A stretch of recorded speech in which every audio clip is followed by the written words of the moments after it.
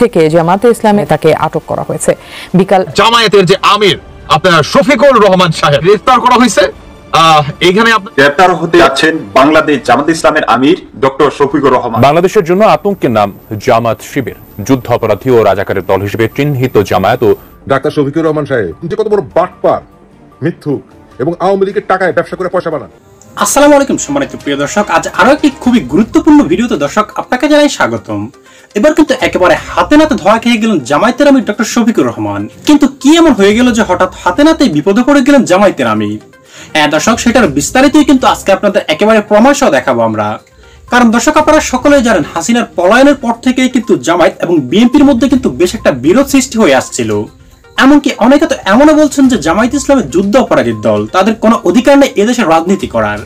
আর এই সম্পূর্ণ বিতর্কিত বিষয়টির কারণেই কিন্তু আজ জামায়াত ইসলামের আমির একেবারে কঠিন বিপদে পড়ে গেছেন। তাই দর্শক আর কথা না বাড়িয়ে আপনার কাছে ছোট্ট একটি অনুরোধ, আপনি যদি আমাদের চ্যানেলে নতুন হয়ে থাকেন তবে অবশ্যই আগে চ্যানেলটি সাবস্ক্রাইব করে ভিডিওতে একটি লাইক দিবেন। তবে চলুন দর্শক আপনার মূল্যবান সময়টুকু আর নষ্ট না করে আমরা পর্যায়ক্রমে আগে গুরুত্বপূর্ণ আলোচনাগুলি এক এক করে ধাপে ধাপে দেখে আসি। জামায়াতের যে আমির আপনার শফিকুর রহমান সাহেব গ্রেফতার করা হয়েছে। এখানে আপনার তাকেও তদন্তে আনা হবে যে বাংলাদেশে কুঠা নামে যে আন্দোলনটা হয়েছিল, এই আন্দোলনে পুলিশকে গণহত্যা করছে জামাত। মানে আপনার ছাত্রদের কাছে যে 7.62 যে বুলেটটা আপনার ছাত্রদের কাছে হ্যান্ড ওভার করে কিংবা শিবিরের কাছে হ্যান্ড ওভার করে, সেটাও কি সেই অফিস থেকে ডেলিভারি করা হয়। অন্যদিকে আপনার সমন্বয়কদের কিংবা যারা নাকি কেন্দ্রীয় সমন্বয় ছিল, যারা নাকি আপনার যাদের মাধ্যমে নাকি আপনার কি বলে তো আপনার আন্দোলনটা একটা মানে বড় একটা আপনার আকৃতি ধারণ করে কিংবা দেশীয় অস্ত্র, গান, বুলেট ইত্যাদি, মানে পুলিশ গণহত্যা, তারপর হচ্ছে গ্রেনেড, তারপর স্মোক মানে বুঝেনি আপনার একটা ফেকা মারলে যেখানে আপনার ধোঁয়া আকৃতি হয়, স্মোক মানে যত যা আছে সম্পূর্ণ কিছু এই অফিস থেকে ডেলিভারি করা হয়। মানে বুঝেন, আমাদের বাংলাদেশে কিন্তু কোনো কোঠা আন্দোলন হয় নাই, আমাদের বাংলাদেশে হয়েছে কি একটা জঙ্গি হামলা। এখন সেই অফিসার তিনি বলছে ইতিমধ্যে অনেককে গ্রেফতার করছে এবং এখানে জামায়াতের আমির শফিকুর রহমান সাহেব ওনাকেও তদন্তে আনা হবে। তবে আমি বলতে চাই, ওনাকে তদন্তে কেন, ওনাকে ডিরেক্ট গ্রেফতার করতে হবে।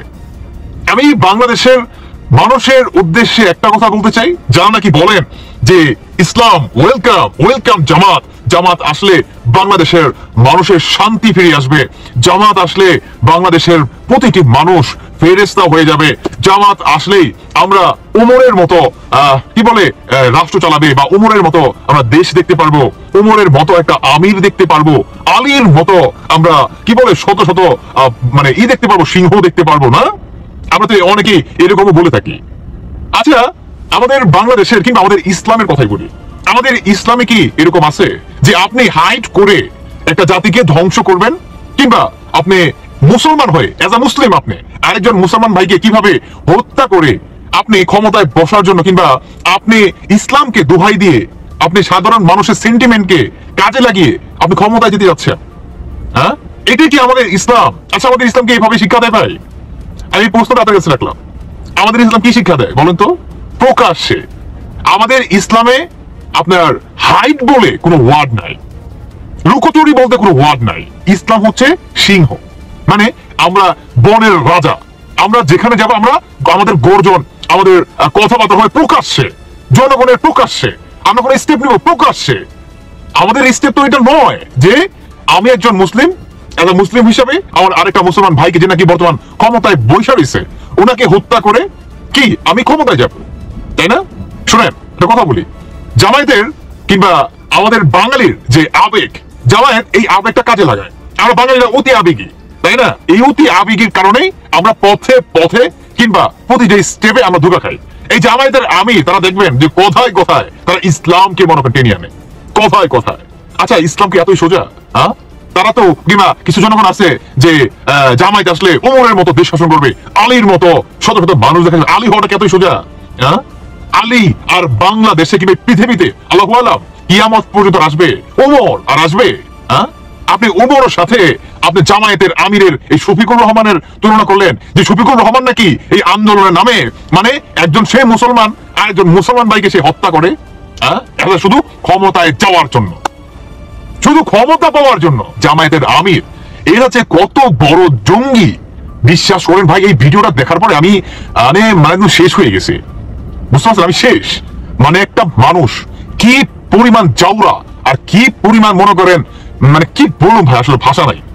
এরা যে জঙ্গিবাদীর থেকে যদি আরো কোনো বড় পদ পদবি থাকতো রে ভাই, আমি উল্টা দিয়ে দিতাম। এরা তো মনে করেন আপনার ফেরাউনকে পর্যন্ত হার মানাই ফেলছে। এরা এত বড় মীর জাফরের বড় মীর জাফর। এরা বা বাংলাদেশের ইতিহাসে আমি বলতে চাই ভাই, যদি বিএনপি আর আওয়ামী লীগ কখনো ক্ষমতায়, তো অবশ্যই আসবে ইনশাল্লাহ। তো যখনই আসবে আমি বলতে চাই, এই জামায়াতের আমিরকে মীর জাফরের নাম মুছে দিয়ে ইতিহাস থেকে এই জামায়াতের নাম দেওয়ার জন্য, যে বাংলাদেশে ওয়ান অফ দ্য বেস্ট, কিংবা জঙ্গি হিসাবে, মীর জাফর হিসাবে, গাদ্দার হিসাবে যদি কারো নাম থাকে সেটা জামায়াত। তাদের নামটা দেখেন, জামায়াত ইসলাম। এই যে শেষে ইসলাম টাইটেলটা লাগাইছে, ইসলামের ছিটা ফোটা তাদের ভিতরে আছে। আছে বলেন? আজকে বাংলাদেশে আসিয়ার মতো বোনেরা ধর্ষণ হচ্ছে, কারা করতেছে? মাদ্রাসার শিক্ষক। মাদ্রাসার শিক্ষক আপনি কল্পনা করতে পারেন? হ্যাঁ, আমি আপনাকেই বলতেছি, আপনি বাংলাদেশের সাধারণ জনগণ না, আমি আপনাকেই বলতেছি। আপনার তো অনেক প্রেম আপনাদের, কিংবা আমাদের বাঙালিত্ব অনেক প্রেম এই জামায়াতের উপরে, তাই না? সাধারণ জনগণের উপরে অনেক প্রেম। শুনেন, শেখ হাসিনা একটা কথা বলছিল যে এই জঙ্গিবাদীরা কিংবা পাকিস্তানের এই মানে কোঠানা মেধা নিয়ে রাজাকাররা পাবে, কথা কিন্তু বলছিল যে মুক্তিযোদ্ধা সন্তানরা পাবে না, তাহলে কি রাজাকারের বংশধররা পাবে? তো তার কথাটা কি তিনি ভুল বলছিল? ভুল বলছিল? এই রাজাকার বাহিনীরা তারা প্রতিনিয়ত বাংলাদেশকে তালেবান কিংবা পাকিস্তান বানাতে চায়।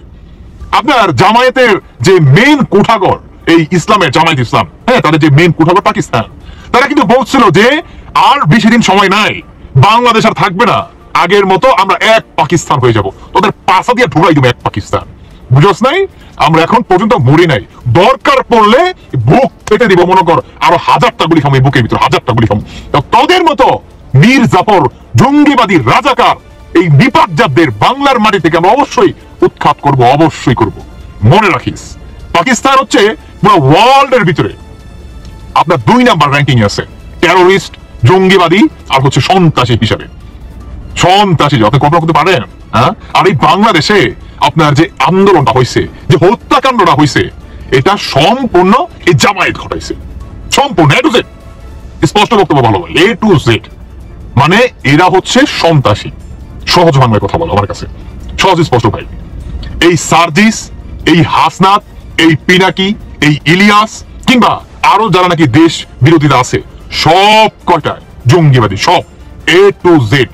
এদের দেখবেন এই পিনাকি, ইলিয়াস, এরা এখন পর্যন্ত দেশে আসতেছে না, কারণ তারা জানে যে তারা দেশ বিরোধী। তারা জানে যে বাংলাদেশের যারা নাকি স্বাধীনতায় বিশ্বাস করে, তারা আমাদেরকে ছাড়বে না। অতএব যথেষ্ট হয়েছে, এনাফ ইজ এনাফ। আমাদের যে উদ্দেশ্য ছিল সেটা আমরা হাসিল করে ফেলছি, এখন আমাদের আর কোনো কাজ নেই। অতএব আমাদের দেশেও কোনো কাজ নেই, কারণ দেশে গেলে সাধারণ মানুষ কিংবা যারা নাকি স্বাধীনতায় বিশ্বাস করে, তারা আমাদেরকে বাঁচতে দিবে না। বুঝেন নাই? তাইলে দেখেন এখন পর্যন্ত জঙ্গিবাদীরা দেশে আসে না।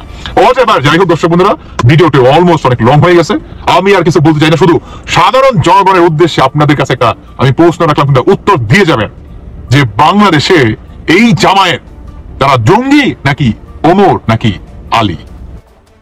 আসসালামু আলাইকুম। ডাক্তার শফিকুর রহমান সাহেব, আল্লাহর ওলি। আপনার দেখলে তো ফেরেশতারা খুশি হয়ে যায়। আপনি দেখতে তো মনে হইতেছে পরহেজগার।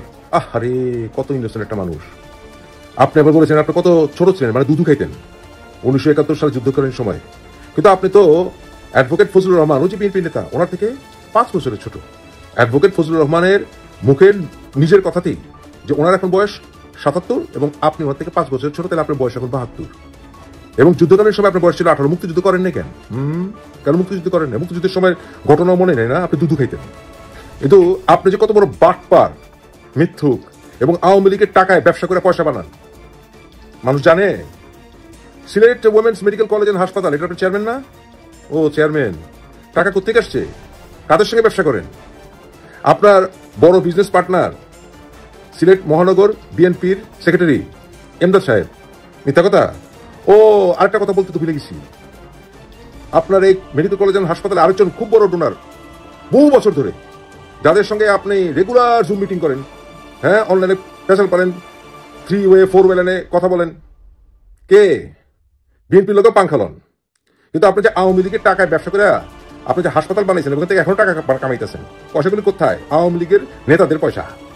কাজ করেন, জায়গা জায়গা আগুন দিতেছেন না, এবং আপনার সমর্থিত ওই হাসনাত আব্দুল্লাহরা জায়গা জায়গা আগুন দিতেছে না, সার্জিস্টরা আগুন দিতেছে না, পেটাচ্ছে না মানুষদেরকে। কাজ করেন, আপনার এই মেডিকেল কলেজ হাসপাতালে আগুন দেন, সে আগুন দিয়া তাপলন, আগুন দেন, দেখান আপনি কত বড় আপনি দেশপ্রেমিক। দেখান 32 নম্বরে তো আপনার পোলাপানরা আগুন দিয়েছে, এই যে হিজবুত তাহরির, তারপরে জামাতের শিবিরের পোলাপানরা তো 32 নম্বর জ্বালাইছে না? ওই যে আপনার যে মুখপাত্র পিনাকি ওদিক থেকে হুকুম দেয়, এদিক থেকে কাজ হয়। আপনার দেখি হাসনাত আব্দুল্লাহর কোলে নিয়ে ঘুরেন না, হিজবুত লগে আপনার আড্ডা মারেন না, কথোপকথন নাই, যোগাযোগ নাই, সব বাইট করবো, সব জানাবো। আপনারা সাধারণ আওয়ামী লীগের নেতাদেরকে পেটান আর আওয়ামী লীগের টাকাতে ব্যবসা করেন। জানে আপনার দলের লোক, জানে যে আপনি রেগুলার এত বছর ধরে এখনো ইউকে আওয়ামী লীগের জেনারেল সেক্রেটারি সৈয়দ ফারুককে নিয়ে ব্যবসা করেন। আপনার এই মেডিকেল কলেজ হাসপাতালে বড় ডোনার শুধু নয়, সে বড় পার্টনারও আপনার সাথে। এই কথা বলেন, সবাই বলে দেন, বলেন। দর্শক শ্রোতা, আজকের আলোচনাগুলি শোনার পর আপনার কি মনে হয়েছে? এই আলোচনাগুলির সাথে আপনি কতটা একমত? দর্শক কমেন্ট করে জানিয়ে দিন আপনার মূল্যবান মতামতটুকু, কারণ আপনাদের এই মতামতটুকুর কারণেই কিন্তু পরবর্তীতে আমরা আরো গুরুত্বপূর্ণ নিউজগুলি আপনাদের সামনে কিন্তু অতি শীঘ্রই তুলে ধরতে আগ্রহী হব। কারণ বাংলাদেশের রাজনীতির প্রেক্ষাপট কিন্তু এই মুহূর্তে খুবই বিতর্কিত হয়ে গেছে। তাই দর্শক, আজ আর কথা বলবো না, এখানেই শেষ করছি। আশা করি সকলে অনেক ভালো থাকবেন। আল্লাহ হাফেজ।